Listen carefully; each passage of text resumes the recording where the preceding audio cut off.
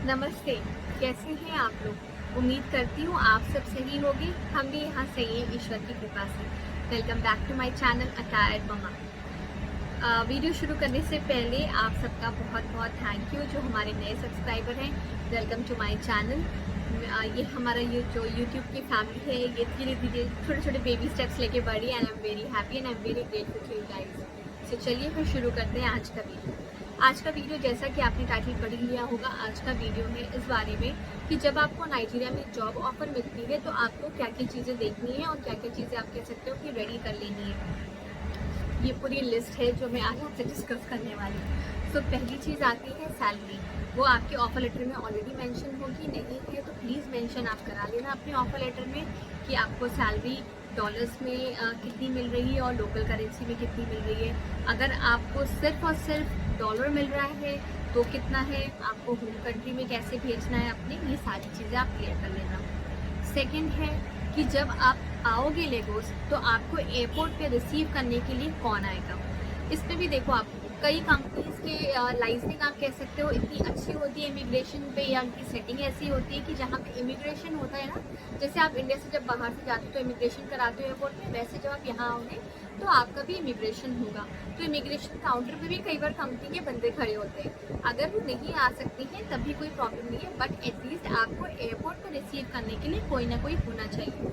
आपके पास पेपर्स रहेंगे आपके प्रॉपर वीज़ा के एंड एवरीथिंग, तो इमिग्रेशन आरामी से क्लियर हो जाएगा। बट इमिग्रेशन के बाद लगेज लेने के बाद आपको कोई एयरपोर्ट पे रिसीव करने के लिए होना चाहिए एटलीस्ट ड्राइवर या कोई भी, और उसका नंबर प्लीज़ मैं कह रही हूँ आप लोगों से कि फ्लाइट बोर्ड करने से पहले ज़रूर रख लीजिए, और साथ में एक ऑल्टरनेट नंबर भी यहाँ का ले लीजिए जिस भी कंपनी में आप आ रहे हैं कि लेट्स से अगर ड्राइवर का फ़ोन नहीं लग रहा है तो आपको किससे कॉन्टैक्ट करना है। मैं इसलिए बार बार प्लीज़ कह रही हूँ कि मैंने ये इंसिडेंट देखा था जब हम पहले यहाँ पे, मतलब पहले का मेरा मतलब है 2013 में आए थे, तब की बात मैं बता रही हूँ। मुझे याद है 2013 हम आए, फिर हमारा मतलब भाभी का ट्रांसफ़र हो गया था कोट 7-8 महीने के बाद, और मैं इंडिया गई हुई थी बीच में। जब मैं इंडिया से आई तो मुझे कोट जाना था, उसके लिए फ़्लाइट मुझे लेगोस एयरपोर्ट पे आना था, फिर मुझे चेंज करना था।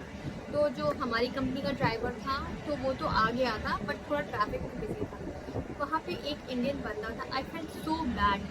वो बेचारे किसी को फ़ोन करे जा रहे थे और कोई फ़ोन नहीं उठा रहा था, and he was like no way. और ये कोई यूएस तो है नहीं कि मैं आपको बोलूँ कि हाँ चलो सब कुछ अच्छा है, and he was just struggling. उन्होंने इनफैक्ट मुझसे भी नंबर लिया था क्योंकि मेरे पास तो लोकल नंबर था यहाँ पे, मैं पहले भी रह रही थी, सिर्फ वेकेशन के लिए गई थी। मेरे भी फ़ोन से उन्होंने कई जगह फ़ोन किया बट उनका नंबर कहीं नहीं लगा, and I was feeling so bad for him. And trust में अगर मेरा घर उस वक्त लेगोस में होता तो मैं ज़रूर उनको अपने घर ले आती। I seriously fail bad. इसीलिए मैं आप लोगों को कह रही हूँ कि प्लीज़ जब आप फ्लाइट बोर्ड करना तो उसके पहले कॉन्टैक्ट पर्सन कौन आपको एयरपोर्ट पे रिसीव करने वाले आ रहा है उसका नंबर, और उसके अलावा एक ऑल्टरनेट नंबर ज़रूर रखना जो कि उठे, ये आप ज़रूर शो करना, ठीक है। अच्छा, फिर आता है कि एक तो आपकी लोकल करेंसी, वो सैलरी की बात होगी। दूसरी चीज़ ये होती है जब आप यहाँ पे अराइव करोगे ना तो आपके पास तो पैसे रहेंगे नहीं, अकॉर्डिंगली कंपनी को आपको कुछ लोकल करेंसी देनी होती है, वो आप डिस्कस कर लेना, वो आपकी सैलरी में ही एडजस्ट होगा कहीं ना कहीं, बट इनिशियली आपको स्टार्ट के लिए तो चाहिए ही लोकल करेंसी। और फिर आता है कि आपको अगर डॉलर मिल रहे हैं तो वो ओवरसीज़ मीन्स आपके होम कंट्री कैसे ट्रांसफ़र होगा, कंपनी ट्रांसफ़र करेगी कि आपको अपने लिए अलग डॉलर अकाउंट खुलवाना पड़ेगा। इंडिया में आपको मेरे ख्याल से आपको भी एनआरआई अकाउंट खुलवाना पड़ेगा। तो ये सारी चीज़ें आप क्लियर कर लेना। अगर इंडिया में आपको कुछ भी बैंक का पेपर वर्क करना है तो आप आने से पहले कर लोगे तो आपके लिए ईजी रहेगा। फिर एक चीज़ और, यूजुअली यहाँ पर जिन लोगों को लोकल और डॉलर्स अलग अलग रहते हैं उन्हें टैक्स नहीं देना पड़ता है, बट फिर भी फॉर द सेफर साइड आप एक बार ज़रूर कंफर्म कर लेना कि आपको कोई टैक्स तो नहीं देना है यहाँ अगर आपकी लोकल करेंसी पे या आपकी फॉरेन करेंसी जो आप भेज रहे हो डॉलर्स उस पर। फिर आता है पेंशन प्लान्स। बहुत सारी कंपनीज पेंशन प्लान भी करती है, लाइक हमारी कंपनी हमें पेंशन प्लान भी देती है, उसमें हमें कुछ कंट्रीब्यूट करना है, कुछ कंपनी कंट्रीब्यूट करती है। ये मैंडेटरी नहीं है कि आप अपनी कंपनी से चेक कर लेना कि आपकी कंपनी में पेंशन प्लान जैसी चीज़ें हैं कि नहीं। फिर आपका इंश्योरेंस, एक इंश्योरेंस तो आपका मेडिकल इंश्योरेंस हो गया, वो भी आप चेक कर लेना। दूसरा ये कि आपका रिस्क इंश्योरेंस है कि नहीं।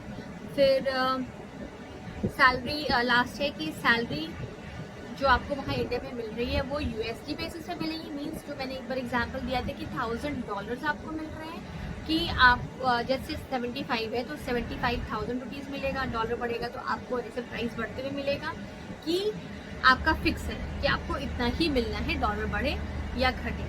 सो आने से पहले प्लीज़ इन चीज़ों का ध्यान रखिएगा, चेक कर लीजिएगा। और salary wise, cost of living wise हमने ऑलरेडी वीडियो बना रखा है, तो अगर किसी को कॉस्ट ऑफ लिविंग वगैरह चेक करना है तो आप हमारा वो वीडियो देख सकते हैं, मैं उसका लिंक डाल दूंगी यहाँ पर। Thank you so much for watching. मिलते हैं हम अगले वीडियो में। Bye bye, take care.